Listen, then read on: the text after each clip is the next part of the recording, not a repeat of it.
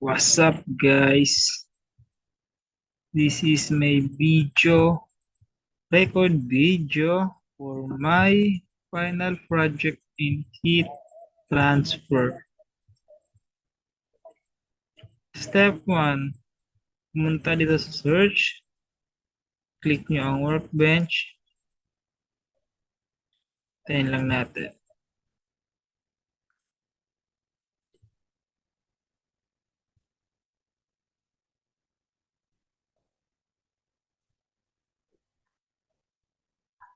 Medyo matagal-tagal to eh.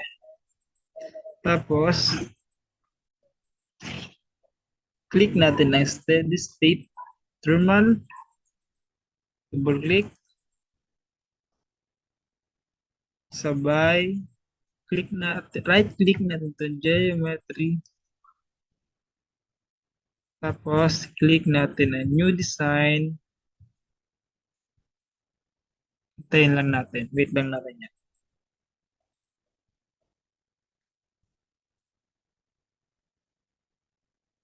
Medyo mabagal ang data eh, ang internet eh. Tapos, pag nandito na, click natin ang XY plane, sabay, click natin itong look at face,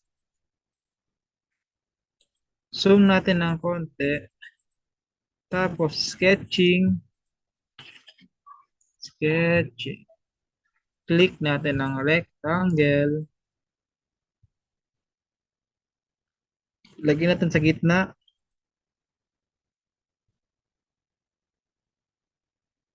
okay, tapos niyan, dimension, horizontal muna, taas, click natin ang kabilaan, sunod naman vertical, same process din. Tapos, itong sa H1, palitan natin to ng 1 meter. Then sa V2, ganun din, 1 meter din yan. Yan kasi ang binigay ni sir na given. Zoom natin kasi lumiit. Pag ganyan na, extrude natin. Extrude. Sabay, apply. Tapos dito naman sa FD1, depth, palitan natin yan na 1.25. 1.25. Kaya naging 1.25 yan kasi si sir may binigay na given sa amin. Then, yung given, ito times kung pang ilan ka sa attendance. Like, binigay sa, yung binigay sa amin na given sa akin ni sir na given, 2.5 times 0.5 kasi pang 45 ako eh. Equal niya is 1.25. Enter lang natin. Enter generate. Kita natin may box na. Pilitin natin look at face. By-click natin itong pangatlo. May box at selection filter. Lagyan natin dito sa box na to. Then ulit natin. Meron na kulay. Tapos ulit look at face.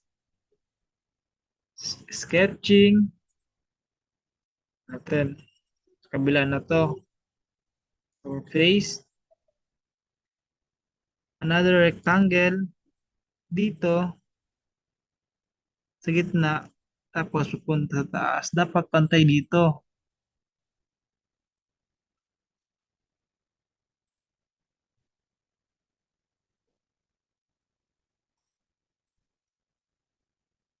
Ganyan. Pantay na yan. Blue. Pag ganyan na, extrude natin. Extrude. Meron na yan. Face. Extrude. Apply natin. Tapos, click natin tong add material. Hanapin natin ang add frozen. Sunod, itong FD1, depth, hindi naman mabago yan. 125 ulit yan. 1.25. Tapos, generate natin. Yan natin. O, dalawa na. Goods na yan pag ganyan. X na natin. Model.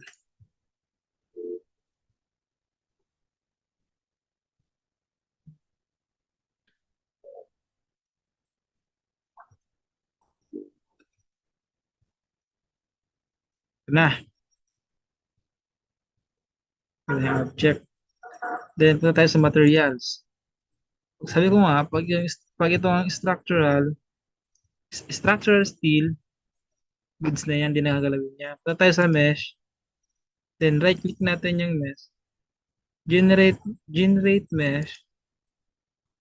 Pag-generate natin, punta tayo dito sa steady state thermal.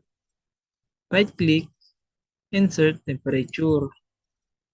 Click natin tong ano, sa box. Then, apply. Lagyan natin dito, 100. Kasi, yung binigyan ni sir na given, 100. 100, enter. Then, steady state thermal ulit, right click, insert, temperature, sa kabila naman. Ito, kabilang box. Apply, dito, lagyan din dito 25 kasi kabila ni 25 degrees Celsius. Sa kabila kasi 100, then sa kabila 25 degrees. Then pagkatapos natin dito sa, may na tayo, may temperature tayo, dalawa, kabila na. Tapos, solution na tayo. Right click na din na solution, insert, thermal, temperature. Sunod, solution ulit. Solution, insert, thermal, total heat flux. Okay na yan. Pag ganyan na, solve na natin. Hintayin natin kasi naglo-loading.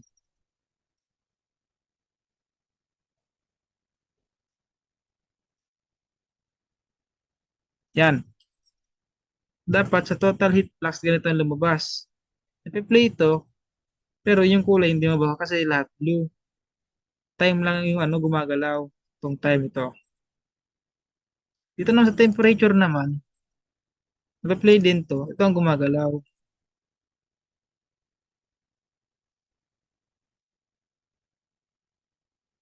Yun, okay na.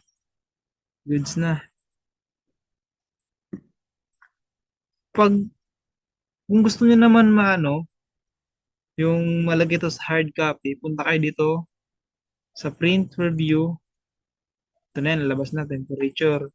Lagyan nyo dito subject nyo, author, yung name nyo, referred for, yung sa pangalan ng instructor nyo. Ganyan. Ito na, ito yung sa steady state thermal, ito na. Next natin, wait lang, next natin, sabay, ito naman, total heat flux. Print review, same process din, ito na. Lumabas na. Isulit natin. Dito naman, sa report preview, dito natin makikita yung mga graph, yung total. Yan na. Scroll down natin. Hanapin natin yung anong total ng heat flux tapos temperature. Sa temperature, ang total niya 62.5 degrees Celsius. Sa total heat flux naman, 1,814.8 watts per meter squared. At dyan na po ang tatapos ang aking video. Maraming salamat sa inyo.